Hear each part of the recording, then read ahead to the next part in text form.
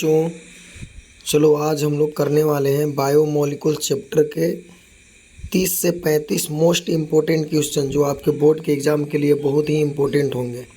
तो ये पार्ट 1 है, इसका पार्ट 2 भी आएगा जिसमें बचे हुए क्वेश्चन हम लोग कवर कर लेंगे। ये 2 वीडियो देखने के बाद आप संतुष्ट रह सकते हो बायोमोलिकुल चैप्टर को लेकर।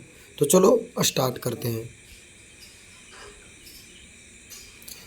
तो हमारा फर्स्ट क्वेश्चन है बच्चों, ग्लूकोज के एसिटिलीकरण के दौरान इसे एसिटिक एनहाइड्राइड के x मोल की आवश्यकता होती है।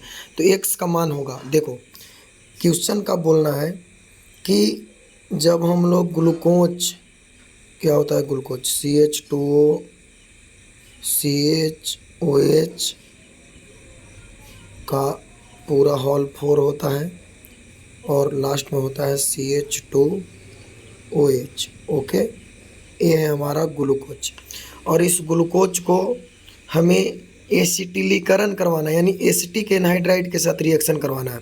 तो कितने मोल की आवश्यकता होगी? तो देखो एसिटिक एनहाइड्राइड के साथ जो ग्लूकोज की रिएक्शन होती है वो OH ग्रुप के कारण होता है। तो 4 OH ग्रुप तो आपको यहाँ दिखाई दे रहा है और एक यहाँ, तो टोटल 5 एसिटिक एनहाइड्राइड की आवश्यकता होगी, 5 मोल की। तो ऑप्शन सी हमारा सही आंसर है। नेक्स्ट है मृदु ऑक्सीकारक, जैसे Br2 और यहाँ पर है H2O।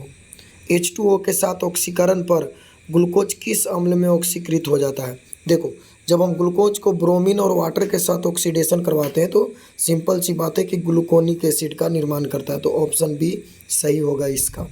ओके, नेक्स्ट क्वेश्चन है प्रतिलोमिन शर्करा, that means invert sugar. Invert sugar क्या होता है? तो देखो इन्वर्ट शुगर जो है ना वो ग्लूकोज और फ्रुक्टोज का मिश्रण होता है। जैसे आप सुक्रोज को हाइड्रोलाइज करवाते हो तो 2 मॉलिक्यूल मिलता है, एक ग्लूकोज का और दूसरा फ्रुक्टोज का। तो ग्लूकोज जो होता है वो डेक्स्ट्रो रोटेटरी होता है जबकि फ्रुक्टोज लिवो रोटेटरी। तो जब इनका मिक्सचर तैयार होता है तो जो सुक्रोज जिसका एंगल ऑफ रोटेशन 66.5 डिग्री होता है वो फाइनली लिवो रोटेटरी में चेंज हो जाता है, तो उसी को इन्वर्ट शुगर कहा जाता है। तो ये ग्लूकोज और फ्रुक्टोज का मिक्सचर होता है। ओवरऑल आंसर हो गया डी। निम्न में से कौन सा यौगिक प्रकृति में प्रचुरता में पाया जाता है? तो इन सब में अगर देखा जाए फ्रुक्टोज, ग्लूकोज, स्टार्च और सेलुलोज, तो इसमें सेलुलोज जो है वो अधिकता में पाया जाता है। ग्लाइकोसिडिक लिंकेज क्या है? तो ग्लाइकोसिडिक लिंकेज आप सब जानते हो कि एक प्रकार का ऑक्साइड बंधन है। तो इसमें एमाइड CONH2 हो जाएगा, ईथर बंधन वही ऑक्सीजन हो गया, एस्टर बंधन COOR हो जाएगा और एक एसिटाइल बॉन्ड है। तो यहाँ पे हमारा आंसर हो जाएगा ईथर बंधन। ऑक्सीजन का बॉन्ड होता है ग्लाइकोसिडिक बॉन्ड। स्टार्च 2 पॉलीसैकेराइडों को बनाता है जो है, देखो स्टार्च जो है वो 2 प्रकार के पॉलीसैकेराइड बनाता है। तो ये मिल के बना होता है मेनली एमाइलोपेक्टिन और एमाइलोज से। तो इसका सी आंसर सही होगा। स्टार्च में 2 पॉलीसैकेराइड होते हैं, एक तो एमाइलोज और दूसरा एमाइलोपेक्टिन। नेक्स्ट क्वेश्चन है, अच्छा ये तो कट चुका है क्वेश्चन। तो ये देखो इसमें है माल्टोज इससे बना होता है। तो माल्टोज जो होता है ना वो अल्फा डी ग्लूकोज से बना होता है, अल्फा डी ग्लूकोज। बात किसकी हो रही है? माल्टोज की, माल्टोज की। तो माल्टोज अल्फा डी ग्लूकोज से बना होता है। स्टार्च का मूल सूत्र क्या होता है? तो स्टार्च का मूल सूत्र होता है C6H10O5 और पूरा का होता है बच्चों होल N। तो ये स्टार्च का मूल सूत्र है। किस में है? देखो ऑप्शन नंबर सी, C6H10O5 का होल N। तो ये आंसर सही हो गया आपका। नेक्स्ट है निम्न में से कौन सा उपचार स्टार्च को सीधे ग्लूकोज में परिवर्तित करेगा? देखो स्टार्च को सीधे आपको ग्लूकोज में परिवर्तित कर देना है, ग्लूकोज में परिवर्तित करना है, ग्लूकोज में स्टार्च को सीधे ग्लूकोज में। तो आपका ए वाला ऑप्शन सही होगा। जब H2SO4 के साथ इसे गर्म करोगे तो ये सीधे ग्लूकोज में परिवर्तित हो जाएगा। कार्बोहाइड्रेट का सामान्य सूत्र क्या है? तो आप जानते हो, हम लोग जानते हैं कि कार्बोहाइड्रेट कार्बन का हाइड्रेट होता है। तो इसका वाई हो जाएगा, CxH2O का होल वाई। तो ये आपका सी आंसर होगा। ओके, नेक्स्ट क्वेश्चन है ग्लूकोज के अल्फा एवं बीटा रूप क्या है? तो ग्लूकोज के अल्फा बीटा एक दूसरे का एनोमर होते हैं, तो ऑप्शन सी हो जाएगा सही। नेक्स्ट क्वेश्चन इज सुक्रोज के जल अपघटित उत्पाद कौन से हैं? तो देखो सुक्रोज यानी केन शुगर का आप हाइड्रोलाइसिस करवाते हो तो दो चीज़ मिलता है, glucose plus fructose. Answer D हो जाएगा इसका। नेक्स्ट क्वेश्चन है कार्बोहाइड्रेट पॉलीसेकेराइड के रूप में मानव शरीर में संचित किए जाते हैं। देखो कार्बोहाइड्रेट जो मानव के शरीर में संचित होते हैं ना, उसे हम लोग ग्लाइकोजेन के नाम से जानते हैं। माल्टोज से ग्लूकोज में परिवर्तन एंजाइम द्वारा संभव होता है। माल्टोज से ग्लूकोज, सिंपल सी बात है, माल्टेज एंजाइम माल्टोज को ग्लूकोज में चेंज करता है। सेलुलोज में डी ग्लूकोज इकाइयाँ किसके द्वारा जुड़ी होती हैं?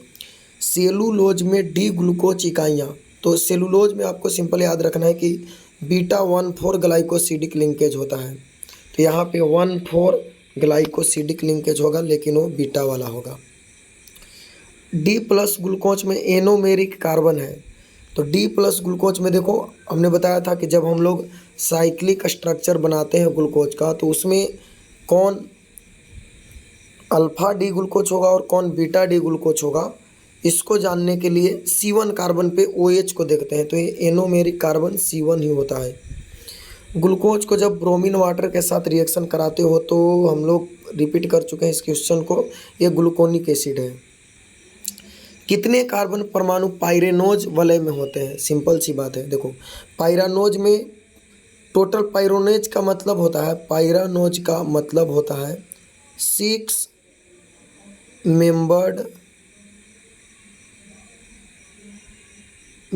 मेंबर होते हैं इसमें। तो 6 मेंबर में एक तो ऑक्सीजन होता है, तो कार्बन कितना होगा? 5 होगा। कार्बोहाइड्रेट में शब्द डी का अर्थ क्या होता है? देखो बहुत अच्छा सवाल है। हम लोग ना डी का मतलब डेक्स्ट्रो समझ लेते हैं, लेकिन यहाँ पे कार्बोहाइड्रेट में डी का मतलब सिर्फ इसका कॉन्फ़िगरेशन से मतलब होता है, अभिविन्यास से, कि OH जो है वो एनोमेरिक कार्बन पे राइट साइड में है कि लेफ्ट साइड में है। ग्लोबुलर प्रोटीन किस में उपस्थित होता है? तो मैंने बताया आपको कि दूध में ग्लोबुलर सॉरी ये अंडा में ग्लोबुलर प्रोटीन पाया जाता है, अंडा में, ठीक है, अंडा में। दूध में केसिन पाया जाता है। प्रोटीन किसके संघनन बहुलक होते हैं? तो प्रोटीन आपको पता है अल्फा एमिनो एसिड के पॉलीमर होते हैं। रेशेदार प्रोटीन में पॉलीपेप्टाइड श्रृंखला किसके द्वारा एक साथ जुड़े रहते हैं? यानी कि जो फाइब्रस प्रोटीन होते हैं उसमें पॉलीपेप्टाइड चेन एक दूसरे के द्वारा, किसके द्वारा? हाइड्रोजन बॉन्ड के द्वारा। किरेटिन संरचनात्मक प्रोटीन किस में उपस्थित होता है? देखो किरेटिन बाल में भी होता है, रेशम में भी होता है, ऊन में भी होता है। ओवरऑल सारे ऑप्शन सही है इसमें। प्रोटीनों में पाए जाने वाले उन एमिनो अम्लों की संख्या कितनी होती है जिन्हें मानव शरीर संश्लेषित कर सकता है? तो देखो टोटल 20 एमिनो एसिड प्रोटीन में होते हैं, जिसमें से 10 जो मैंने ट्रिक बताया था आपको VIP हॉल में TT, तो VIP हॉल में TT जो है वो इसेंशियल एमिनो एसिड है। तो बाकी जिन्हें शरीर प्रोड्यूस कर सकता है वो है 10 नॉन इसेंशियल। विटामिन ए किस में उपस्थित होता है? तो विटामिन ए मछली के यकृत के तेल में बिल्कुल इसमें होता है, मक्खन में भी और दूध में भी पाया जाता है, तो डी होगा। विटामिन B2 जिसको हम लोग क्या बोलते हैं? राइबोफ्लाविन बोलते हैं। एक जल में विलय विटामिन को कहा जाता है। अच्छा मैंने पहले ही बता दिया, तो इसमें नाम ही पूछ रहा था, विटामिन B2 को क्या कहा जाता है? तो राइबोफ्लाविन कहा जाता है। वसा में घुलनशील विटामिन कौन सा है? देखो आपको याद रखना है, fat soluble vitamin A, D, E और K, ये सब जो है फैट में सोलुबल है वसा में। बाकी जो बच गया B कॉम्प्लेक्स और C ये जल में घुलनशील होता है। वनस्पतिक तेल जैसे व्हीट जर्म तेल और सूरजमुखी का तेल, तो याद रखना ये जो सूरजमुखी का तेल है और व्हीट जर्म तेल है ये विटामिन E का अच्छा स्रोत है। आपको पता होगा विटामिन E की कमी से नपुंसकता की बीमारी हो जाती है, बाल वगैरह झड़ने लगते हैं। विटामिन E के कमी से कौन सी बीमारी होती है? तो अभी मैंने बताया नपुंसकता, एक तो नपुंसकता हो जाती है,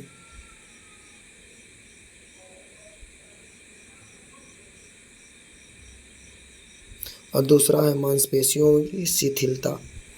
डीएनए में पूरक क्षार है। देखो डीएनए में जो क्षार होते हैं ना एक दूसरे से एडिनिन थाइमिन के साथ और गुआनिन साइटोसिन के साथ जुड़ा रहता है।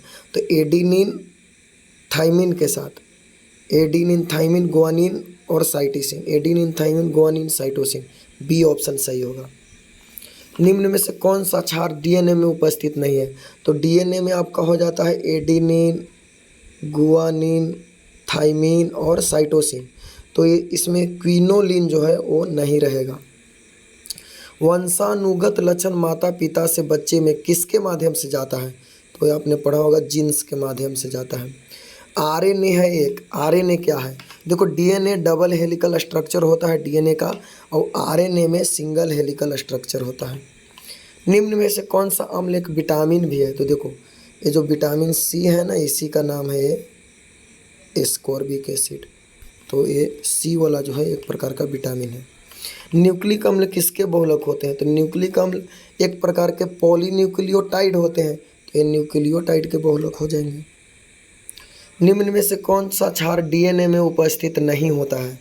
तो डीएनए में अभी मैंने बताया एडिनिन होता है, गुआनिन होता है, साइटोसिन होता है, थाइमिन होता है, यूरासिल नहीं होता है। तो हमारा सही आंसर यही हो गया, बाकी ये सब सही आंसर नहीं है। तो इस तरह से हमने लगभग 30 से 35 क्वेश्चन कंप्लीट किया इस वीडियो में। तो मिलते हैं नेक्स्ट वीडियो में बायोमोलिक्यूल के दूसरे पार्ट में, उसमें हम लोग बचे हुए क्वेश्चन को कवर करेंगे। Thanks for watching. अच्छा लगे तो वीडियो को लाइक करें और शेयर भी करें। थैंक्स।